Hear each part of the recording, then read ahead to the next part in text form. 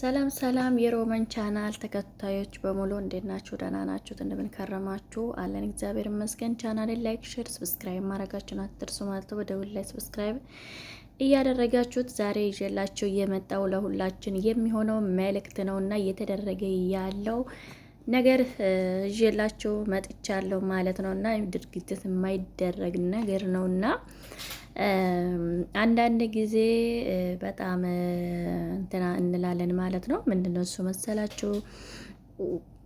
ለምንድነው በቤተሰብ ላይ በጣም በስደት የተሰደድን ልጆች ትንሽ በቤተሰብ እንትቃወማላችሁ?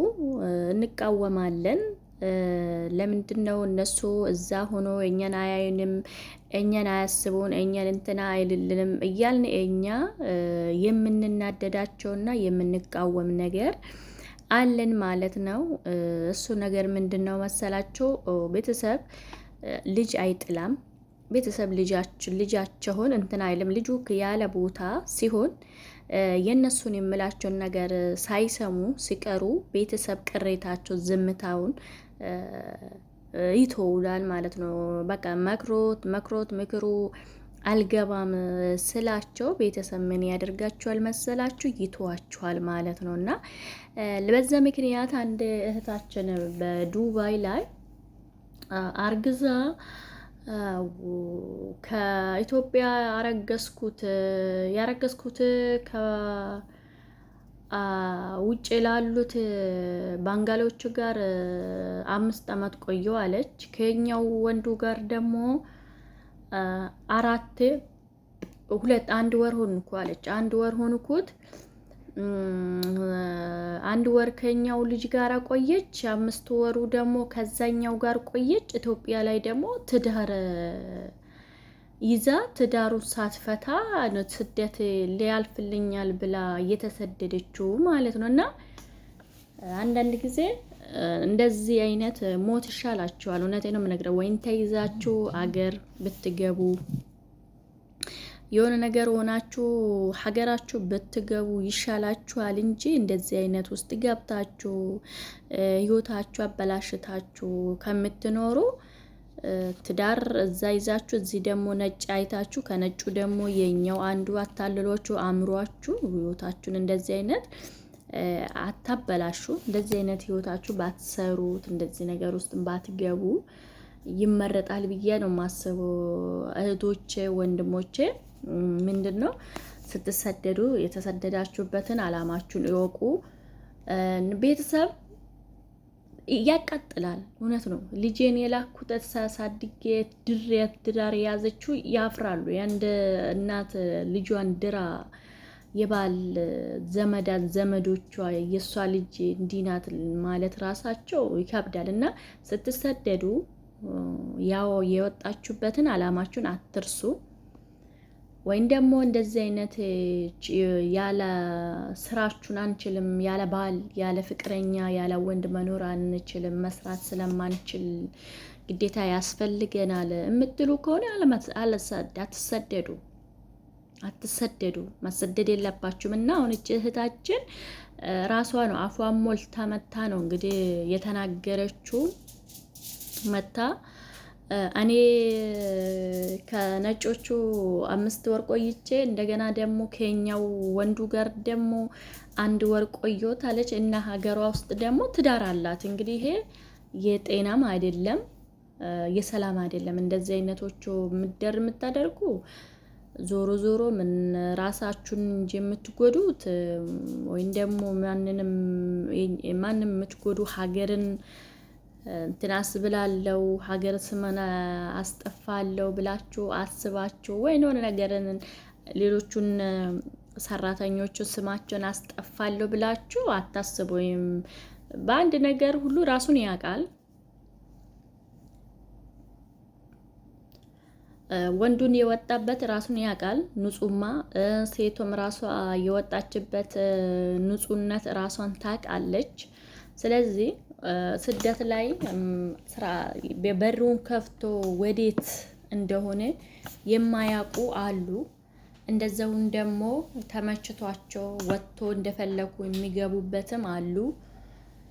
ይሄን ደግሞ የምሰሩትም እንደዚህ አይነቶቹ ወጥቶ ሽሩሩ የሚሉት ቢዝነስ ያደርጉ የሚሰሩት የስራ ንግድ ተብሎ እንደዚህ አይነቶቹ የሚሰሩም አሉ።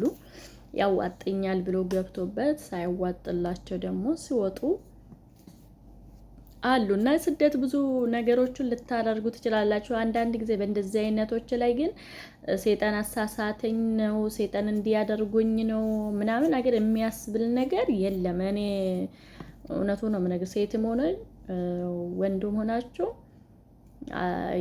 አላማችሁን ጠብቁ፣ ስማችሁንም ጠብቁ። ቤተሰብ እንዴ ወንድም እንዲህ ነው አትበሉ እንዴ። አሁን ተመልካች እኔ አንዳንድ ጊዜ ይገርመኛል። ተመልካች ቤተሰብ ላይ ነው ጫና የምታደርጉት እና እነዚህ ቤተሰብ የዚች ልጅ ቤተሰብ እንደምታዩት ከሆነ እነሱ ሲናገሩ ለምንድን ነው የምትቃወሙት? እውነታቸው ነው። ተቃጥሎ ውስጧ ተቃጥላ ውስጧ ደምቶ ተናዳ አራ ነው እንደዛ የተናገረችው። በቃ ተናዳ ነው። በቃ ምርር ብሏት ነው። ምርር ስላላት ነው እንደዚህ አይነት ቃላቶቹን አውጥታ ለልጇ ላይ የተናገረችው። ወንድምየውም ደግሞ ውስጡ ተናዶ አሮ አይቶ ገነዝቦ ነው እንደዚህ እርር ብሎ። አንዳንድ ጊዜ ቤተሰብ ቆፍጥን ያለ የሆነ መራራ ንግግር ስናገር ተመልካች ግን ለምንድን ነው ቤተሰቡ ገንዘብ ፈላጊ ነው እንጂ የልጅቷን ምናምን አትበሉ እንዴ አትበሉ። ቤተሰብ ከሆነ ያሳደጓት፣ አደረሷት፣ ዳሯት خلاص። ከዚህ በላይ የቤተሰብ ጫና እንትን አትበሉ። አንዳንድ ጊዜ ቤተሰብ ቆፍጠን ብለው የስናገርና ቆፍጠን ብሎ ሲያሳድግ እናንተ በመጥፎ መልኩ አታደርጉ። አሁን ይሄ ወንድምና እናት እህቶች እንደዚህ የምታደርጉ በፊትም እንደዚህ ቢቆጧት ኑሮ እቺ ልጅ እንደዚህ አትሆኑምና ውስጣቸው ምን ያህል እንደተቃጠልና ምን ያህል ለነሱ እፍረት እንዳፈሩ ነው የሚያሳየው ማለት ነው። ድርጊቱ ተገቢም አይደለም። እንደዚህ ነገርም አይደረግም። ስለዚህ ወጣችንበት እንደዚህ አይነት ቤተሰባችሁንም አታዝኑ፣ እንድታዛዝኑ አያስፈልጋችሁም። ቀጥ ብላችሁ መመለስም ትችላላችሁ። ወደ ሀገራችሁ አንፈልግም አንሰራም ብላችሁ ወደ ሀገራችሁ የመሄድ መብት አላችሁ። ምንም እንትና የሚያስብል በግድ ኑሩ ስሩ እዚህ ተቀመጡ የሚላችሁ አለ ብዬ አላስብም። ባል ካላችሁ ወደ ባላችሁ ሂዱ፣ ምን ችግር አለው? እና ከእንደዚህ አይነት ግን ፈጣሪ ሁላችሁም ከስደት ላይ ያላችሁ እህቶቼ ወንድሞቼ እግዚአብሔር ይጠብቃችሁ።